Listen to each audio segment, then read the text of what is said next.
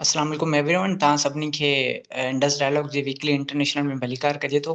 मूं सां गॾु एज़ यूजुअल मंसूर कलवट जेको आहे पंहिंजे आकिल मां मौजूदु आहे। सो पाण बग़ैर कुझु वक़्तु ज़ाया करे सिधो मंसूर वटि हलूं था ऐं मंसूर खां पुछूं था त दुनिया जी सूरत हाल छा रही हिन वीक। ऐं मंसूर ख़ासि करे इहो ॿुधाइजो त इसराइल हमास वारी जंग जो छा थियो। हा हफ़ीज़ महिरबानी। जंग पाण ॾिसूं पिया 7 अक्टूबर खां वठी हले पई। हमास जेके कारवायूं कयूं उहे त सभिनी साम्हूं आहिनि दोस्तनि जे, पर इज़राइल जंहिंजो हिकिड़ो वॾो इंटेलिजेंस ऐं जेको आर्मी जो फेल्यूअर थियो आहे समूरे 75 सालनि जी तारीख़ में, त हू बोखलाड़ जो शिकार आहे ऐं 20 ॾींहंनि खां उहो आम सिविलियंस खे टारगेट पियो करे। हिन वक़्तु ताईं जीअं पाण ॻाल्हि ॿोल करे रहिया आहियूं, लॻभॻि 8,000 फ़लस्तीनी क़तल थिया आहिनि, जंहिंमें हमास जा जेके विढ़ाक आहिनि उहे त 50 खां 100 बि क़तल न आहिनि थिया। जंहिंमां इहो साबित थो थिए त सेहूनी जेके आहिनि उहे केतिरी बोखलाड़ जो शिकार आहिनि। 8,000 माण्हू क़तल थिया आहिनि, जंहिंमें 3,000 मासूम ॿार आहिनि जेके कंहिं बि हमास जो, जिहाद इस्लामी जो, पॉपुलर आर्मी जो या डेमोक्रेटिक आर्मी जो हिसो न आहिनि, या उन्हनि जे हथनि में के बि हथियार न हुआ। उहे खीर पियाक ॿार, उन्हनि ते बमबारी कई वई आहे ऐं अमेरिका पहिरें ॾींहं खां वठी ग्रीन सिग्नल ॾेई रहियो आहे। अमेरिका, फ्रांस, बर्तानिया, जर्मनी ऐं ॿियूं जेके कुवतूं आहिनि उहे उनखे इज़राइल खे पुश पियूं कनि त भले तव्हां गज़ा में जेके ज़मीनी, हवाई ऐं बहरी हमला आहिनि उहे जारी रखो।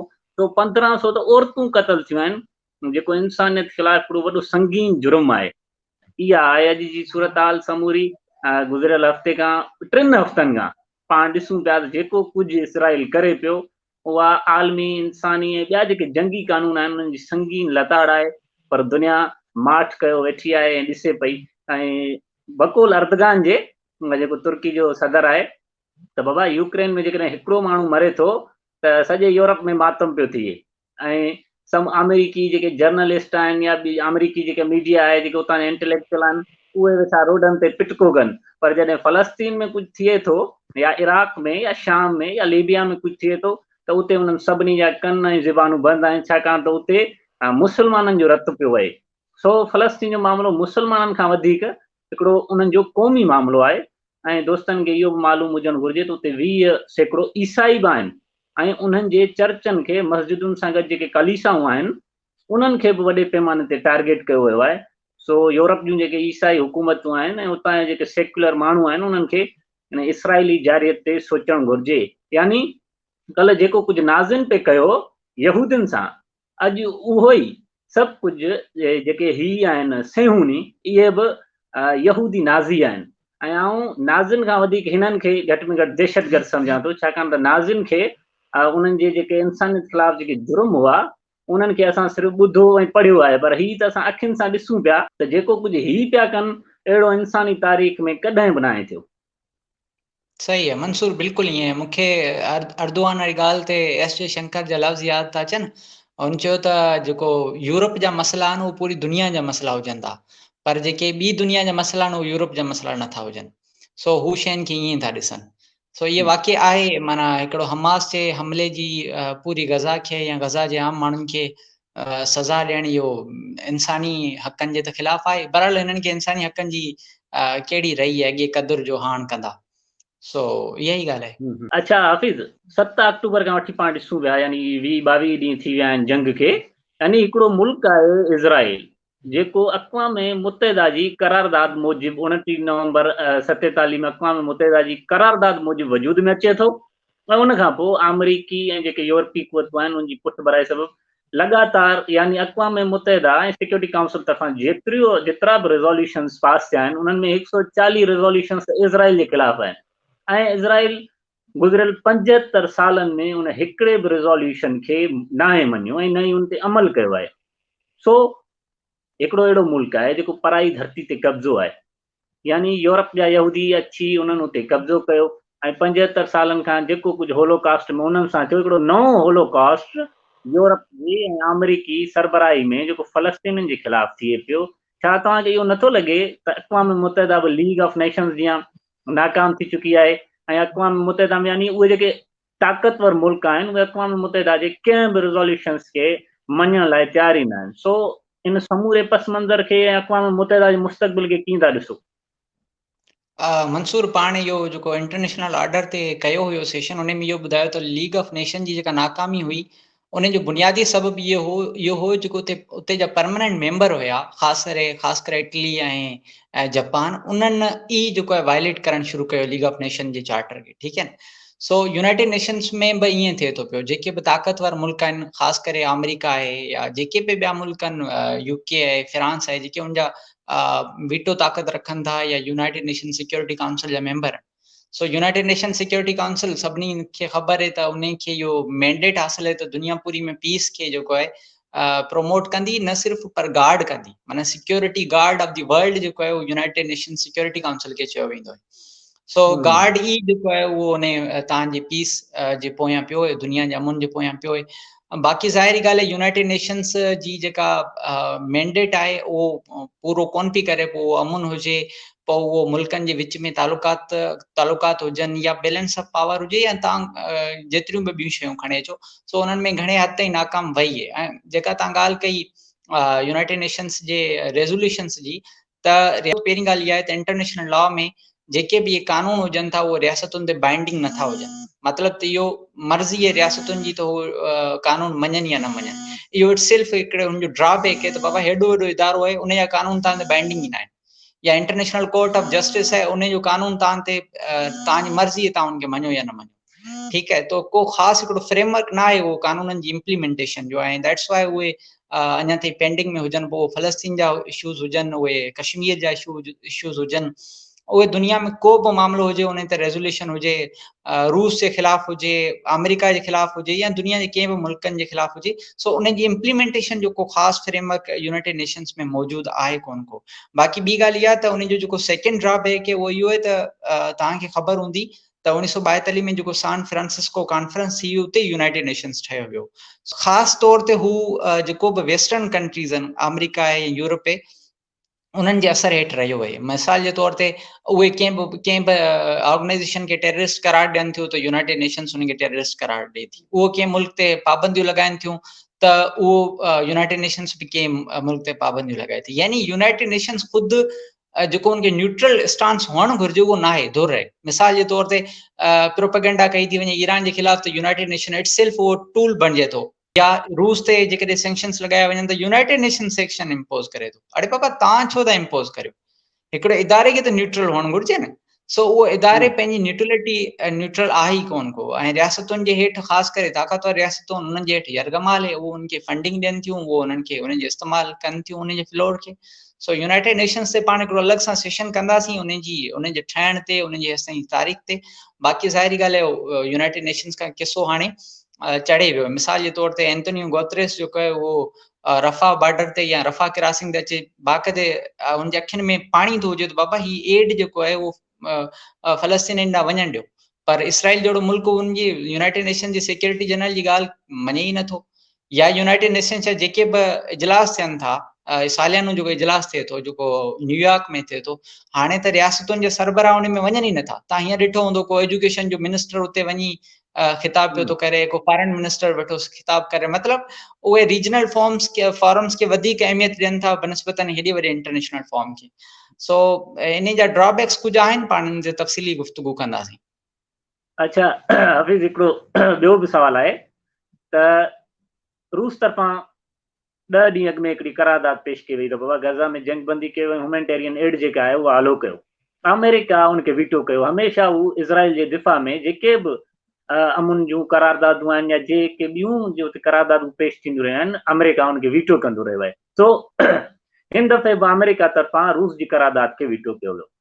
साॻी रीति 3 खां 4 ॾींहं अॻु में अमेरिका हिकिड़ी अक़वाम मुतहिदा में करारदाद पेश कई त हमास खे टेररिस्ट ऑर्गेनाइज़ेशन करार ॾियो ऐं हिकिड़ी अक़वाम मुतहिदा जी हमास ख़िलाफ़ हिकिड़ी वॾी कार्रवाई थियणु घुरिजे। सो रूस ऐं चीन वरी उनखे वीटो कयो।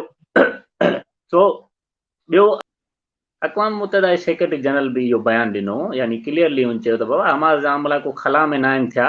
हिकिड़ो 75 सालनि जो हिकिड़ो तवील उन्हनि ते जबुर थियो आहे, ही समूरो उनजो नतीजो आहे। साॻी रीति नोम चॉम्स्की तमामु वॾो हिकिड़ो इंटेलेक्चुअल आहे, राइटर आहे, उन बि हिकिड़ो मज़मून लिखियो आहे त बाबा हुननि मूंखां, यानी हमास खे हू डिफेंड पियो करे। तव्हां ॾिसो, हू चवे पियो त बाबा मूंखां मुंहिंजी ज़मीन फुरी वई, मुंहिंजा घर ड्राया विया, मूंखे यतीम कयो वियो, मूंखां खाधो ऐं पीअण लाइ पाणी मूंखां खसियो वियो, मुंहिंजी सिहत खसी वई ऐं मूं मजबूर थी हिकिड़ो रॉकेट छॾियो।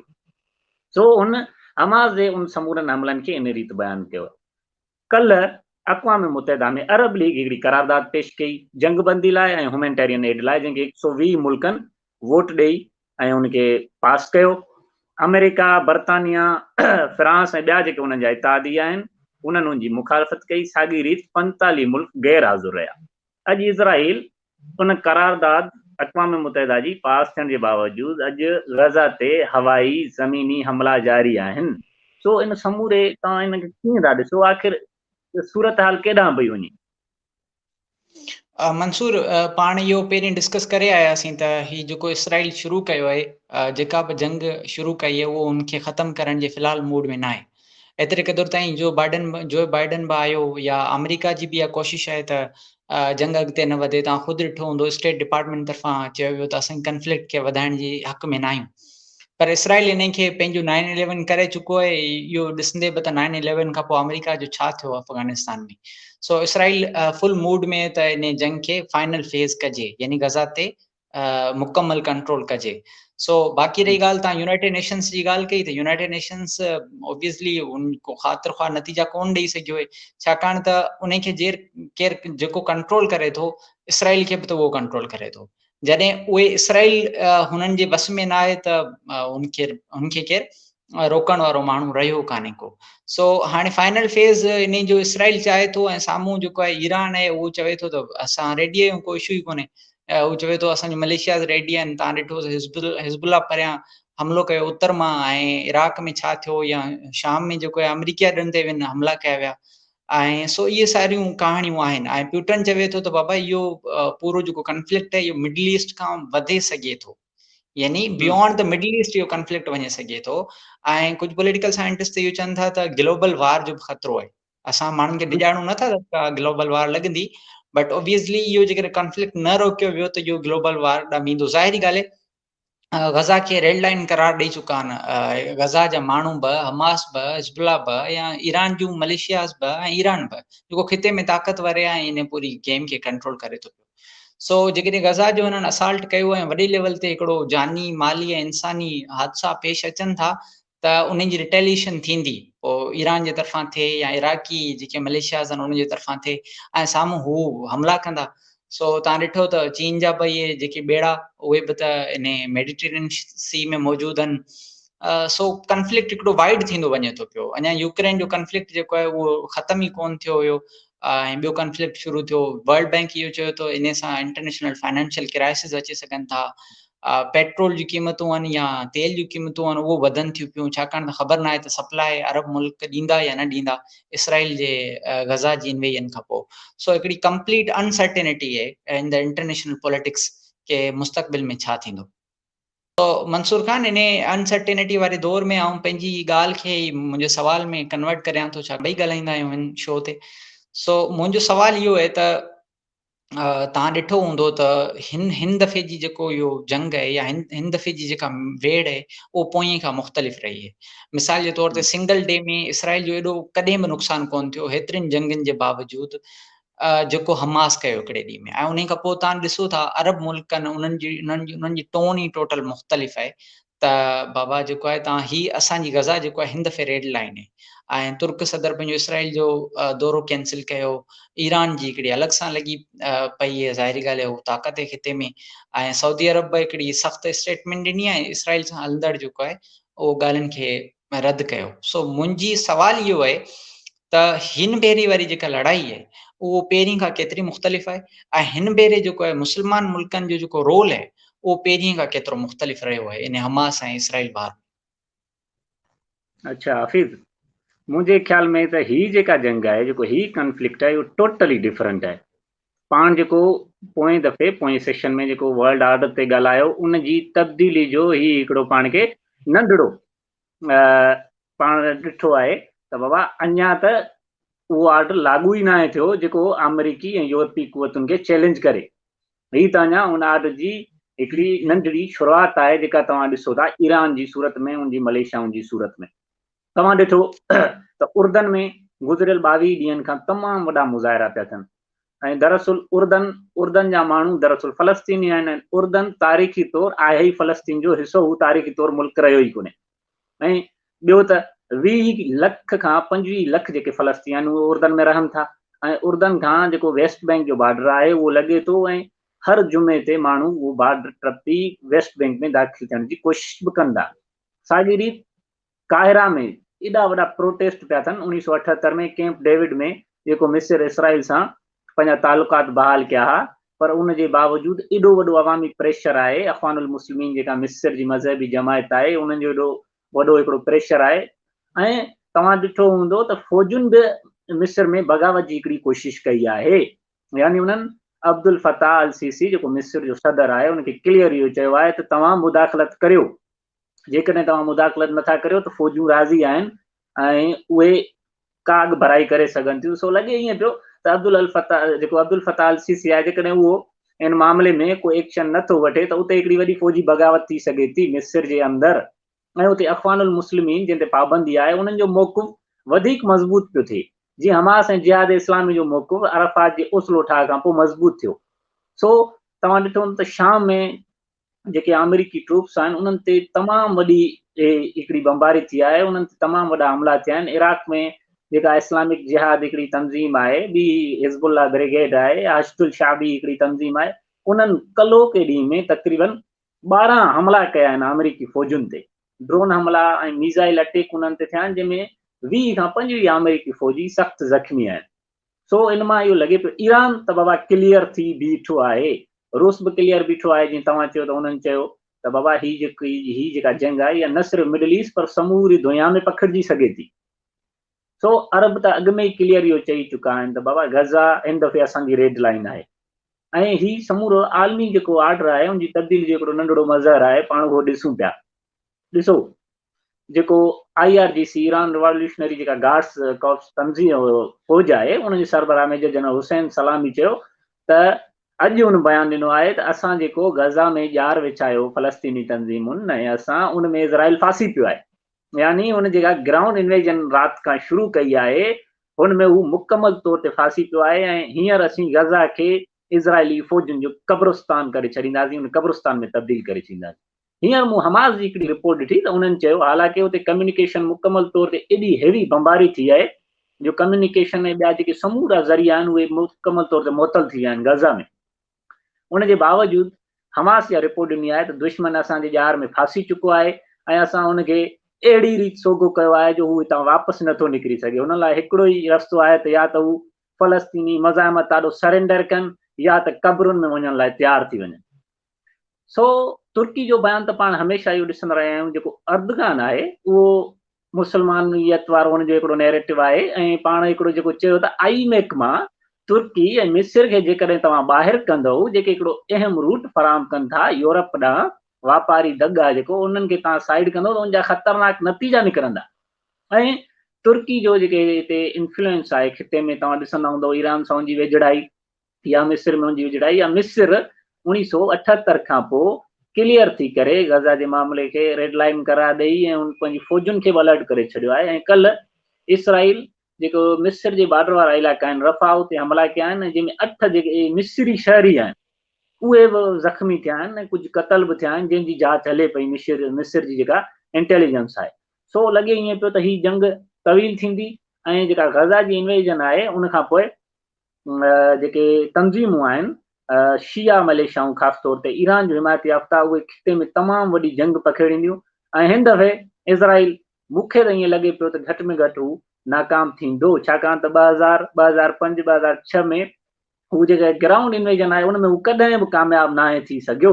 ऐं 20वीं सदी ऐं हिन वक़्त जी सूरत हाल एॾी तब्दील आहे जो अरबनि बि हींअर महसूसु कयो आहे। यानी सऊदी हिकिड़ो तमामु वॾो इतादी आहे अमेरिका जो, पर गुज़िरियल 22 ॾींहंनि खां सऊदी वली अहद अमेरिका खे मिनतूं पियो करे त बाबा तव्हां जंग बंदी करायो, पर अमेरिका जे कन ते जूं बि नथी तुरे। यूरोप जा मुल्क इज़राइल त अचनि था, उन्हनि सां मिलनि था, यकजहती कनि था, पर कॾहिं बि उन्हनि फ़लस्तीन जे हक़ में को बयानु जारी न आहे कयो।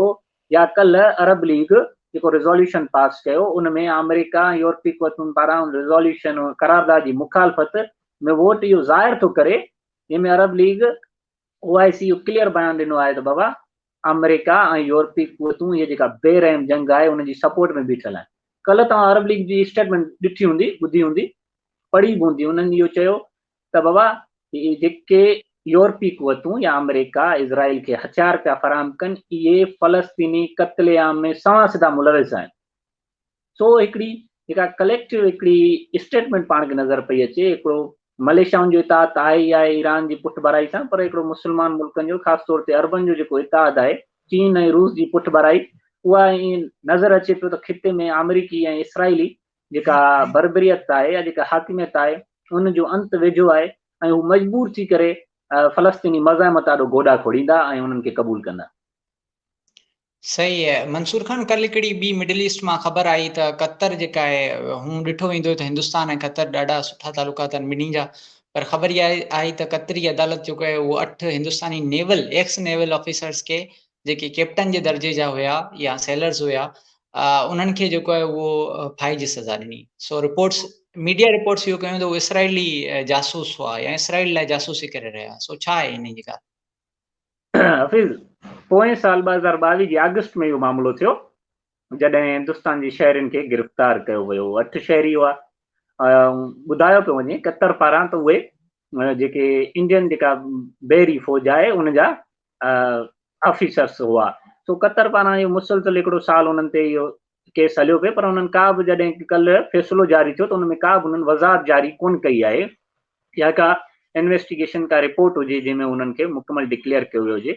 बाक़ी उन्हनि इहो चयो त बाबा ही इज़राइल लाइ मूसाद लाइ कमु पे इन्हनि कयो, त तव्हांखे इहो मालूम हूंदो त कतर इज़राइल खे तस्लीम नथो करे, पर हू मीडिएशन कराए थो हमेशह। जॾहिं बि के मामला थियनि था तालिबान ऐं अमेरिका जे विच में जेके मामला हुआ उनजी बि जेको ठाह थियो उहो दोहा में थियो, जेको कतर जो गादी जो हंधु आहे। साॻी रीति हींअर जेके हमास पारां 4 अमेरिकी जेके शहरी हुआ या इज़राइली शहरी पाण चऊं उहे जेके आज़ादु थिया उहे बि कतर जी मीडिएशन सां आज़ादु थिया आहिनि। सो मूंखे ईअं पियो लॻे त हिन दफ़े कतर जो अमीर जेको आहे शेख तमीम, उनजो बयानु तव्हां ॿुधो हूंदो, शूरा जेका हुननि जी कॉन्फ्रेंस थींदी आहे उन में उन सख़्तु हिकिड़ो बयानु ॾिनो इज़राइल जे ख़िलाफ़ बि त बाबा असीं गैस बंदि करे छॾींदासीं ऐं इराक सां गॾिजी हुननि कहिड़ो पीस समिट जेका 3 चौथों ॾींहुं थी अरबनि जी, उन में बि उन क्लियर चयो त बाबा असीं जेका एनर्जी सप्लाई आहे उहा मुकमल तौर ते रोके छॾींदासीं ऐं यूरोप कंगाल थी वेंदो। इसराइल इहा पंहिंजी फौरी तौर ते जारियत बंदि करे ऐं उन इहो बि चयो कतर जे अमीर त बाबा ही दुनिया जी कंहिं बि क़ुवत खे इहो अख़्तियार न आहे त हू इज़राइल खे या परमिशन ॾे त हू आम माण्हुनि जो क़त्लेआम करे। तो भारत जी मीडिया जो बि रोल को सुठो न आहे। यानी भारत 1948 खां वठी 92 ताईं त इसराइल खे तस्लीम ई कोन पे कयो, पर पोइ हिकिड़ी अचानक हिकिड़ी वॾी तब्दीली आई ऐं उन्हनि भारत खे इज़राइल खे तस्लीम कयो भारत, ऐं पोइ हुननि तमामु वेझा पाण में लाॻापा क़ाइमु कया। इज़राइल वॾे पैमाने ते भारत वॾे पैमाने ते इसराइल खां टेक्नोलॉजी ख़रीद पियो करे ऐं ॿिया कुझु अहिड़ा वेपन्स आहिनि जेके भारत उन खां ख़रीद करे पियो। पर हिन समूरी सूरत हाल में जिते भारत ऐं अमेरिका पाण में तमामु वेझा पिया थियनि, उते कतर इहो फ़ैसिलो करे ऐं हिन जंग दौरान उन्हनि खे इज़राइल जो लाइ जासूसी तौरु डिक्लेयर करे जेको इहो फ़ैसिलो ॾिनो आहे, इहो ख़ुदि भारत लाइ ऐं अमेरिका लाइ बि इहो चिता आहे अरब मुल्कनि तरफ़ां त बाबा असां हींअर तव्हांजी का बि बदमाशी क़बूल न कंदासीं। या अरब मुल्कनि जे अंदरि जेका तव्हांजी मुदाख़लत आहे या ॿिए जे थ्रू जेका तव्हां मुदाख़लत पिया करायो उनखे असीं कंहिं बि रीति क़बूल न कंदासीं। सो इहो अरबनि जो हिकिड़ो वॾो स्टैंड बि आहे ऐं ख़ुदि भारत लाइ बि इहो चिता आहे त हू इसराइल जे हथां या अमेरिका जे हथां इस्तेमालु न थिए ऐं असांजे अंदरूनी मामलनि में कंहिं बि रीति मुदाख़लत न करे। सही है मंसूर खान। अहिड़ी का ख़बर आई ही मालदीव्स मञा जिथे मालदीव्स जे पंहिंजो प्राइम मिनिस्टर चयो त भारत असांजे अंदरूनी मामलनि में मुदाख़लत पियो थो करे। काफ़ी भारत जी बदमाशी तव्हां ॾिठी हूंदी बाबा, हू पंहिंजे शहरनि खे अरब मुल्कनि में जासूसी तौरु इस्तेमालु पियो करे इसराइल जे तरफ़ां। ॿिया टिया जेके बि मामला आहिनि, हिकिड़ो RSS जो जेको नज़रियो आहे या उहो जेको मुस्लमान दुश्मन ऐं ईसाई दुश्मन जेको नज़रियो आहे उहो BJP ऐं मोदी जी शिकिल में हिकिड़ो हिंदुस्तान जेको सेकुलर मुल्क हो उन ते हू लागू थी चुको आहे। ऐं तव्हां ॾिसंदा हूंदो त उते मीडिया हिकिड़ो वॾो नैरेटिव ठाहे छॾियो आहे अरब मुल्कनि जे ख़िलाफ़, मुस्लमाननि जे ख़िलाफ़ ऐं ईसाइनि जे ख़िलाफ़। सो हींअर तव्हां ॾिठो हूंदो त मालदीव जे अंदरि पाण खे नज़र अचे थो त 1965 खां लॻभॻि 50 साल थींदा जो मालदीव जा ऐं भारत जा पाण में हिकिड़ा गहरा लाॻापा आहिनि। भारतीय फ़ौजुनि जी बि उते मौजूदगी पाण खे नज़र पई अचे तवील अरसे खां। पर हींअर हिकिड़ी अचानक वॾी तब्दीली आई आहे जो जेको मालदीव जो नओं प्रेसिडेंट थियो आहे मोहम्मद मुइज़, तव्हां ॾिठो हूंदो त उन पंहिंजी इलेक्शन कैंपेन में इहो वाज़े कयो हो त इंडिया आउट, यानी उन कैंपेन इहा कई हुई त जीअं ई आउं सदर थींदुसि त भारत जूं जेके फ़ौजियूं मालदीव में मौजूदु आहिनि असीं उन्हनि खे नेकाले ॾींदासीं। सो इन समूरे पस मंज़र खे तव्हां कीअं था ॾिसो, आख़िर जी कहिड़ी तारीख़ आहे, भारतीय फ़ौजूं उते उन्हनि जी मालदीव में छो मौजूदगी आहे, जॾहिं त मालदीव जा जेके हुकुमरान आहिनि ऐं अवाम आहे उहो ईअं चवे थो त भारतीय फ़ौजुनि जी मालदीव में मौजूदगी उनजी ख़ुदि मुख़्तियारी ऐं आज़ादी लाइ हिकिड़ो वॾो ख़तरो आहे। सो हीउ जेको इंडो पैसिफिक हिकिड़ो रीजन आहे, इन में भारत ऐं चीन पंहिंजो गलबो छो था क़ाइमु रखणु चाहिनि। साॻी रीति फिलिपाइन ऐं चीन जो बि तव्हां ॾिठो हूंदो त ॿेड़नि जो हिकिड़ो टकराउ थियो आहे, जंहिंमें अमेरिका चीन खे धमकियूं पियो ॾिए त असीं बाबा फिलिपाइन जे बचाव लाइ असीं हीअं कंदासीं, असीं हूअं कंदासीं, जीअं अमेरिका हमेशह बाहि ते तेल उछलियो आहे। सो मूंखे यादि थो अचे त 1960 या 70 जी ॾहाई में फिलिपाइन अमेरिका जो वॾो इतादी आहे ऐं हींअर बि इहो ई हिकिड़ो मुल्क आहे जेको अमेरिका सां हिन खिते में बीठल आहे। सो उन टाइम फिलिपाइन जे सदर सोवियत जेको सदर हो निकिता खरोशेव अक़वाम मुतहिदा में उनजी तक़रीर में हुन मुदाख़लत करण ते चाही त निकिता खरोशेव पंहिंजो बूट लाहे ऐं हुते डेस्क ते आयो हुयो अक़वाम मुतहिदा जी हिते, ऐं उन्हनि खे ख़बरदार कयो त तूं बकवास बंदि कर, तूं थींदो केरु आहीं जो आऊं दुनिया जी हिकिड़ी आलमी ताक़त आहियां, आऊं ख़िताब थो करां, तूं विच में बकवास थो करीं। सो इन समूरी अमरीकी जेका हिते मुदाख़लत आहे या इन इंडो पैसिफिक खिते जो मुस्तक़बिल इन समूरे मामले खे कीअं था ॾिसो? हा मंसूर खान, पहिरीं ॻाल्हि त इहा त इंडो पैसिफिक स्ट्रेटेजी बाद में अचे थी। जीअं 1947 में ही मुल्क आज़ाद थिया, ख़ासि करे हिंदुस्तान ऐं पाकिस्तान, सो हिकिड़ो पूरो माना साउथ एशिया जो रीजन हो जेको जंहिंमें नवां मुल्क उभरिया। सो हिंदुस्तान जी हमेशह इहा कोशिश रही आहे त अॻे त इंटरनेशनल प्लेयर न हुयो ओबियसली, जॾहिं कोल्ड वार हले थी पई त हुननि हिकिड़ी नेम नाले नॉन अलाइंड मूवमेंट जेको आहे उहो ठाही त बाबा असां कीअं ब्लॉक जो हिसो न आहियूं।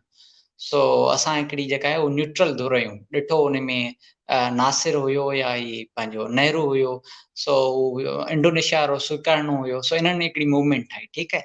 सो हिंदुस्तान हमेशह साइड वठंदो आयो आहे इंटरनेशनल पॉलिटिक्स में, हू चवंदो बाबा असां न्यूट्रल आहियूं।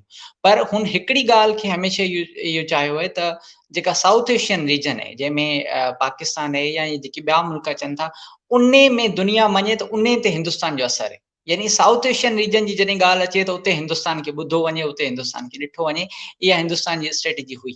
सो इन स्ट्रेटेजी तहत तव्हां ॾिठो हूंदो नेपाल ऐं हिंदुस्तान जा सुठा रिलेशन हुया, या श्रीलंका हिंदुस्तान जा, या मालदीव्स हिंदुस्तान जा। पोइ तव्हां ॾिठो त हिंदुस्तान हिन पूरे रीजन खे हाईजेक करे वियो ऐं हिकिड़ी सार्क नाले तंज़ीम हुई, उन जो त अॼु तव्हांखे किथे नालो निशान नथो अचे बिकॉज़ ऑफ इंडिया। इंडिया चए थो त ही जेके बि 6-7 ॿिया मुल्क आहिनि उहे मूं सां गॾु बीठा आहिनि, इंक्लूडिंग हामिद करज़ई ऐं अशरफ गनी जी हुकूमत में अफ़गानिस्तान बि हुननि सां गॾु। सो हू हुन सां गॾु बीठा आहिनि ऐं पाकिस्तान हिकिड़ो आइसोलेटेड कंट्री थी बीठो, त सार्क बि उहो तव्हांखे नालो निशान न मिलंदो। सो इहा हुनजी स्ट्रेटेजी हुई। उन स्ट्रेटेजी तहत हुन मालदीव सां हुनजा सुठा रिलेशन हुया, पर ज़ाहिरी ॻाल्हि आहे उहो घणी देरि न रही।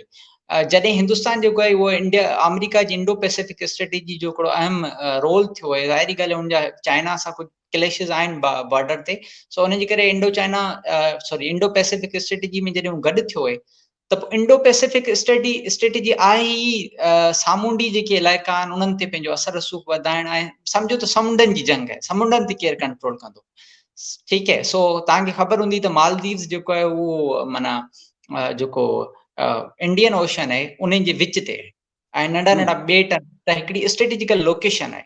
सो हिंदुस्तान जो मुस्तक़बिल में त इहो बि इरादो हुयो त हिते असां हिकिड़ो बेस ठाहींदासीं ऐं पोइ उहो अमेरिका खे ॾींदासीं ऐं पोइ चाइना खे कंटेन कंदासीं, माना हिकिड़ो इलाही सारो बहस उन्हनि जो वियन मौजूदु हुयो। पर पॉलिटिकल पार्टीज़ कंहिं बि मुल्क में हुकूमत में अचनि थियूं त उहे उन्हनि जी हिकिड़ी अलॻि सां फॉरेन पॉलिसी हुजे थी। सो इहो मोहम्मद मुइज़ आयो, इन जी अलॻि सां फॉरेन पॉलिसी इहा ई हुई त बाबा हिंदुस्तानी फ़ौजूं या असीं कंहिं बि जेको आहे धुर जो हिसो न थींदासीं, असीं हिकिड़ा नंढा मुल्क आहियूं, असां कंहिं बि ब्लॉक पॉलिटिक्स जो या कंहिं बि वॾी स्ट्रेटेजी जो लॉन्ग स्ट्रेटेजी जो हिसो न थींदासीं।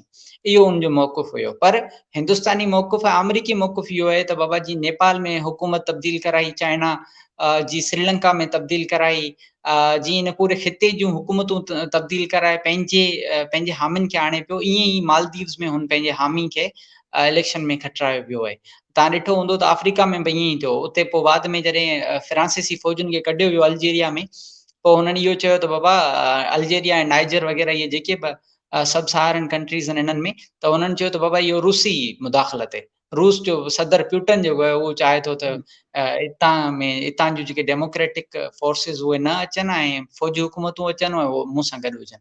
सो इहा हिननि जी हिकिड़ी ॻाल्हि आहे। बाक़ी इंडो पैसिफिक स्ट्रेटेजी अमेरिका जी आहे, उन में इहो चाहे थो त चाइना जो जेको ऑलरेडी कंट्रोवर्शियल हिकिड़ो मामलो हले थो पियो साउथ चाइना सी में मुख़्तलिफ़ मुल्कनि सां गॾु, उन में फिलीपींस में मौजूदु आहे, ताइवान आहे, मलेशिया आहे, इवन थाईलैंड आहे, ॿिया मुल्क घणा आहिनि। सो उन्हनि जा हिकिड़ा क्लेशिस हलनि था पिया सामूंडी सरहदुनि ते, त उन्हनि खे इस्तेमालु कजे पंहिंजे मक़सद जे लाइ। यानी हिते जा जेके इन ख़िते जा जेके अंदरूनी मसइला आहिनि उन्हनि खे अमेरिका पंहिंजे मक़सदनि लाइ इस्तेमालु करणु चाहे थो।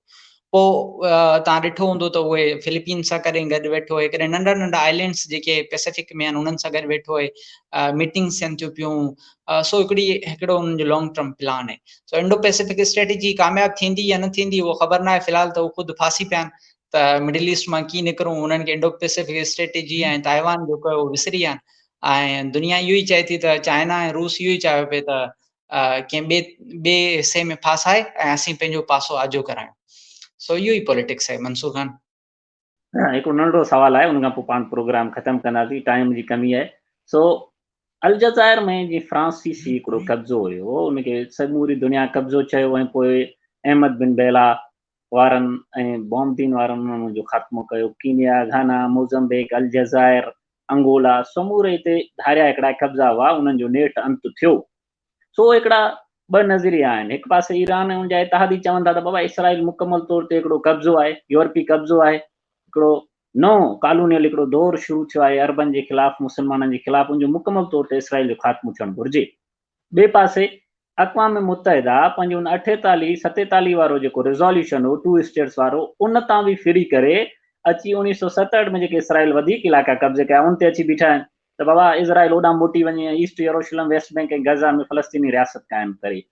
छा इहो मुमकिन न आहे त उन साॻी जेका करारदाद हुई 29 नवंबर 47 वारी उन ते अमल थिए ऐं 45% इलाइक़ो फ़लस्तीनियुनि खे, 55% इज़राइलियुनि खे, या हिकिड़ो नओं को अहिड़ी को नओं हिकिड़ो परमानेंट सोल्यूशन निकिरे जंहिं तहत रियासतूं क़ाइमु थियनि। ऐं ॿियो हिकिड़ो नंढड़ो सवाल इहो आहे त चाइनीज़ जेको फॉरेन मिनिस्टर आहे वांगी, उहो वाशिंगटन पहुतल आहे ऐं उहो इन ई सिलसिले में वियो आहे त अमेरिका ख़िते जे अंदरि या समूरी दुनिया ते असांजी ताक़त खे बि तस्लीम करे। तव्हां ॾिठो हूंदो सर्द जंग जे ख़ात्मे खां पोइ गोरबाचोव यानी हुन अणसिधी या सिधी तरह अमेरिकी आर्डर खे क़बूल कयो ऐं उन्हनि खे इहो चयो त तव्हां रूस खे क़बूल करियो, पर अमेरिका उनखे क़बूल न कयो। सो छा हाणे चीन खे अमेरिका यूरोपी क़ुवतूं क़बूल कंदियूं ऐं जे नथियूं कनि त उनजा नतीजा कहिड़ा थींदा? मंसूर खान, पहिरीं ॻाल्हि त इहा उहो ऑलरेडी क़बूल करे चुकियूं आहिनि चाइना खे एज़ ए मेजर पावर। तव्हां ॾिठो हूंदो जीअं मिडिल ईस्ट में नओं कॉन्फ्लिक्ट थियो त एंटनी ब्लिंकन जेको आहे उन चयो त बाबा ऐं चाइनीज़ फॉरेन मिनिस्टर सां मिले करे गॾु कमु कंदासीं for the Middle East peace, ठीकु आहे, इन कॉन्फ्लिक्ट खे हल करण जे लाइ। ऐं तव्हां ॾिठो हूंदो त बाइडन बि इहो ई चयो त असां बि चाइनीज़ जेके बि फॉरेन मिनिस्टर आहे या चाइनीज़ हुकूमत आहे उन सां गॾिजी करे कंहिं बि इन कॉन्फ्लिक्ट खे वधीक रोकण जे लाइ कमु कंदासीं। सो एटलीस्ट इन कॉन्फ्लिक्ट जे उभरे अचण खां पोइ इहो त थियो त बाबा चाइना दुनिया जी ताक़त न आहे त मिडिल ईस्ट में हुनजो असरु ज़रूरु आहे। हाणे मिडिल ईस्ट में हुनजो असरु ईरान जे करे आहे या उनजे पोयां कहिड़ा सबब आहिनि उन्हनि ते पाण हिकिड़ो अलॻि सां बहस कंदासीं, पर हुनजो मिडिल ईस्ट में असरु ज़रूरु आहे। ऐं हुननि खे ख़बर आहे त मिडिल ईस्ट में जेकॾहिं पीस मुमकिन आहे या मिडिल ईस्ट में जेके बि ॻाल्हियूं अॻिते वधी सघनि थियूं त उन में चाइना हूंदो, ख़ासि करे जेको सऊदी ऐं ईरान जी डील खां पोइ जेको आहे इहो वारो रोल। बाक़ी तव्हां ॻाल्हि कई त इन मसइले जी हल छा आहे या यूनाइटेड नेशंस वारी ॻाल्हि कई, ॾिसो इहो जेको बि करारदाद हुई जंहिं ठाहियो हुयो इसराइल खे, सो उन करारदाद खे त तक़रीबन सभिनी मुस्लमान मुल्कनि बि मञियो हुए, पोइ मिस्र हुजे, तुर्की हुजे या ईरान, शाह ईरान बि उन खे मञियो हुयो त बाबा ठीकु आहे 2 स्टेट सॉल्यूशन ठीकु आहे। इटसेल्फ अरफात ख़ुदि बि मञियो हुयो, पर तव्हां ॾिठो त पोइ बाद में तव्हां वारी ॻाल्हि त 67 वारी जेका वार हुई पोइ चवंदो इहो ई इलाइक़ा। हाणे इसराइल यूनाइटेड नेशंस जी उन क्लेम खे बि नथो मञे, उहो चए थो बाबा छाजा उहे 67 वारा इलाइक़ा जेको असां नयूं सेटलमेंट कयूं आहिनि, जेके नवां असां प्रोजेक्ट ठाहिया आहिनि, नयूं आबादकारियूं कयूं आहिनि, उहो बि असांजे हिसो आहिनि। सो हिकिड़ी खुली माना इंटरनेशनल ऑर्डर जी नफ़ी आहे।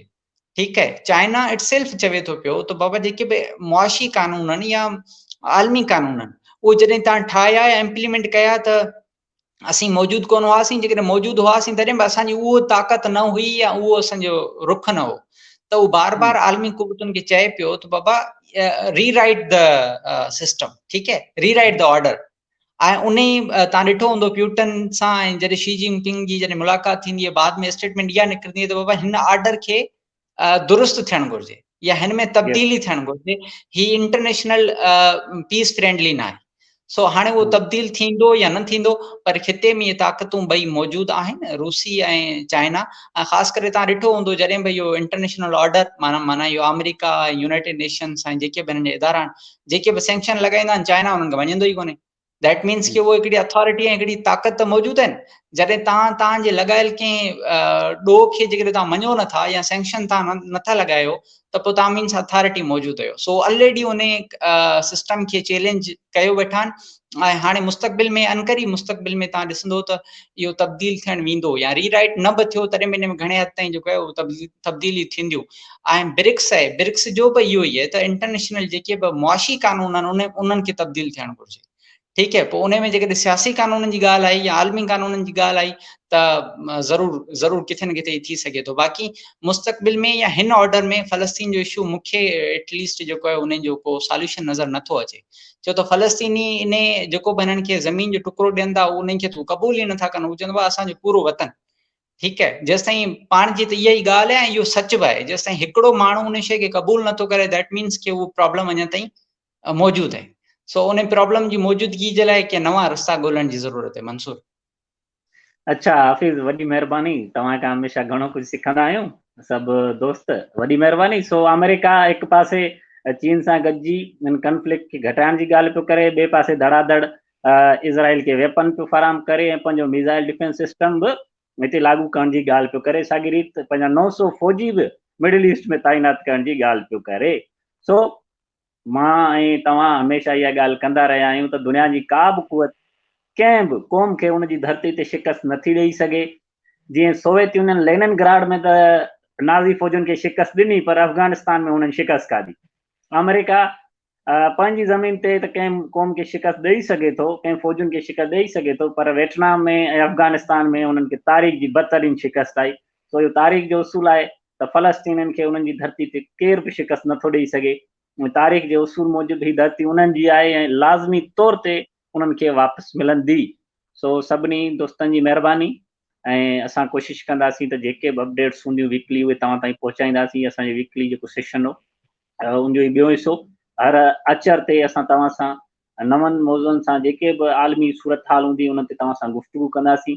उमेद त तव्हां पंहिंजी जाम राय खां ऐं इस्लाही तनक़ीद सां गॾु असांखे पंहिंजी राय खां आगाह कंदा। तेसीं ताईं पंहिंजे दोस्त मंसूर कलवड़ ऐं हफ़ीज़ आरिफ़ सर खे ॾींदा इजाज़त। तव्हां सभिनी जी महिरबानी।